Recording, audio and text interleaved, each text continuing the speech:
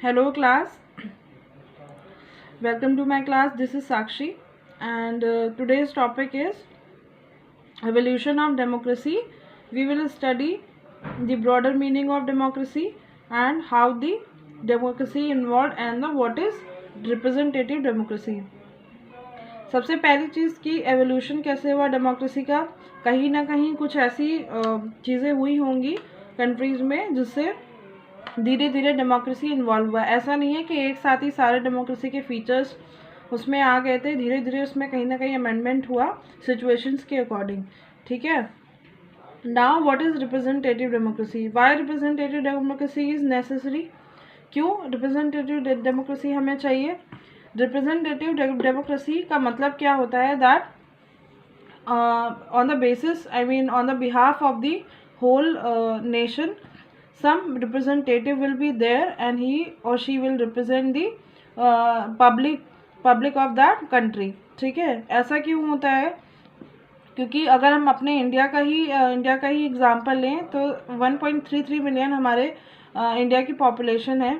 तो हर किसी के लिए डिसीजन लेना या हर किसी को इन्वॉल्व करना पॉसिबल नहीं है, इट इज़ इम्पॉसिबल। ठीक है, तो इसीलिए हमारे यहाँ रिप्रेजेंटेटिव डेमोक्रेसी है, जहाँ पर हम इलेक्शन के थ्रू अपने रिप्रेजेंटेटिव को सेलेक्ट करते हैं या इलेक्ट करते हैं and that representative present us in different scenario.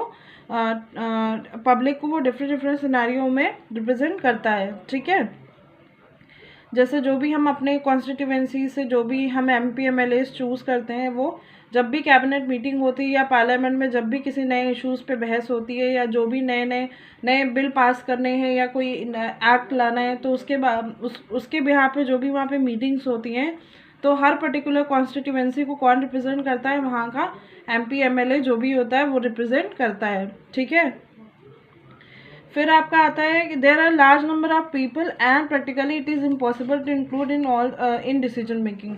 जब पॉपुलेशन इतनी ज़्यादा है तो हर एक पर्टिकुलर पर्सन को हर इंपॉर्टेंट डिसीजन में आप इन्वॉल्व नहीं कर सकते हो। इसीलिए हर पर्टिकुलर लोकेशन से, जिसको हम कॉन्स्टिट्यूएंसी बोलते हैं, वहाँ से एक रिप्रेजेंटेटिव होता है जो हमारी प्रॉब्लम्स को या हमारी चीज़ों को समझता है और हमारी प्रॉब्लम को सॉल्व करता है और हमें रिप्रेजेंट करता है, हमारा एक प्रतिनिधि के तौर पे काम करता है। ठीक है, और हमारे बिहाफ पे वो डिसीजंस भी लेता है after consulting us.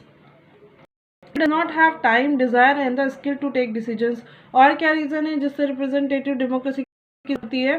That is जितने भी लोग हैं, ज़रूरी नहीं हर किसी के पास टाइम हो या हर किसी के अंदर ये इच्छा हो या डिज़ायर हो या स्किल हो टू टेक द डिसीजंस। ज़रूरी नहीं है कि हर इंसान के अंदर स्किल हो एक क्वालिटी डिसीजंस लेने की। ठीक है, taking the whole nations in scenario, हाँ पूरे नेशंस को ध्यान में रखते हुए या पूरी कॉन्स्टिट्यूएंसी को ध्यान में रखते हुए क्या डिसीजन सही हो, क्या हम सही डिसीजन ले सकते हैं, ये हर किसी के बस की बात भी नहीं है। ठीक है, इसीलिए हमेशा इलेक्शंस के थ्रू हम रिप्रेजेंटेटिव अपना चूज़ करते हैं।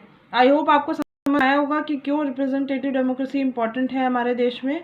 ठीक है, now the next topic is democracy versus good democracy. Democracy और गुड डेमोक्रेसी में क्या डिफरेंस है? ठीक है, ये वही डिफरेंस है जैसे एक रिप्रेजेंटेटिव और एक गुड रिप्रेजेंटेटिव में डिफरेंस होता है। डेमोक्रेसी का मतलब, डेमोक्रेसी अपने आप में एक प्रिंसिपल है। ठीक है, एक इंस्टीट्यूशन है, एक सेटअप है जिसको हमें फॉलो करना होता है। ठीक है, गुड डेमोक्रेसी का क्या मतलब होता है? प्रिंसिपल, उस इंस्टीट्यूशंस या उस सेटअप के जो रूल्स रेगुलेशंस हैं या जो उनकी जो क्वालिटी है उसको हम फॉलो करें, उसी को गुड डेमोक्रेसी कहते हैं। ठीक है, जैसे एक डेमोक्रेसी में क्या एक फीचर है कि हम वहाँ के पब्लिक, मतलब जो फंडामेंटल राइट्स मिले हुए हैं वहाँ के पब्लिक को, उसकी रिस्पेक्ट करें। तो अगर हम उस चीज़ को, एक रिप्रेजेंटेटिव उसको फॉलो कर रहा है, तो वो एक गुड डेमोक्रेसी का साइन है। ठीक है, consultation and consent of all those who are affected by that decision. No country is perfect democracy, we people make it. पहले हम इस लाइन को डिस्कस करते हैं, consultation and consent of all those who are affected by that decision.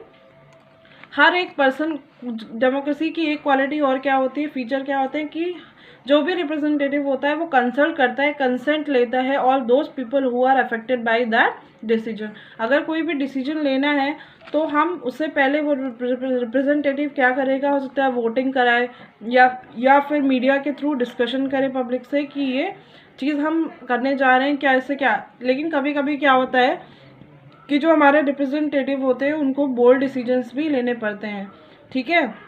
जैसे आपका अभी live example आप खुद देख सकते हो कि कोविड-19 आने के बाद, कोरोना वायरस आने के बाद पीएम ने जो लॉकडाउन था थ्री वीक्स का था, उसे बढ़ाकर 3 मई तक कर दिया ओवरऑल दी नेशन, पूरे इंडिया में, ठीक है। तो बहुत लोगों ने ये क्रिटिसाइज़ किया कि उन्होंने किसी से पूछा नहीं, से डिस्कस नहीं किया, उससे बहुत सारे लेबर्स जो है जो पर डे वेजेस पे काम करते हैं उनको कितनी प्रॉब्लम हो रही है, बहुत सारे फंसे हुए हैं। लेकिन जो डिसीजन प्राइम मिनिस्टर ने लिया वो कहीं ना कहीं बहुत ज़्यादा इम्पॉर्टेंट है और ज़रूरी भी था, बिकॉज अगर वो ये डिसीजन नहीं लेंगे तो क्या होगा, ये वायरस और ज़्यादा फैल जाएगा। तो अगर वो कंसल्टेशन के चक्कर में पब्लिक से कंसल्ट करते तो शायद बहुत सारे ऐसे लोग होते जो उसको नहीं मानते।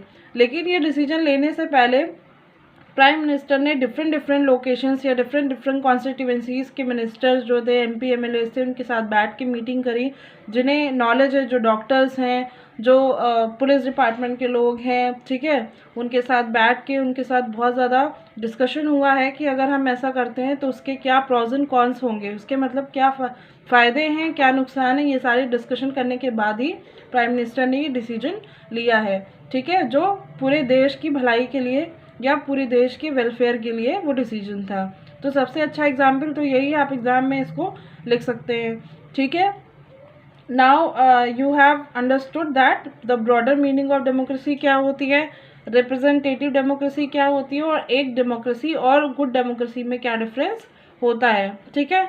Now in the next class we will discuss frequently asked questions, जो क्वेश्चंस पूछे जा सकते हैं एग्जाम में। We will discuss in the next video. Thank you, good bye.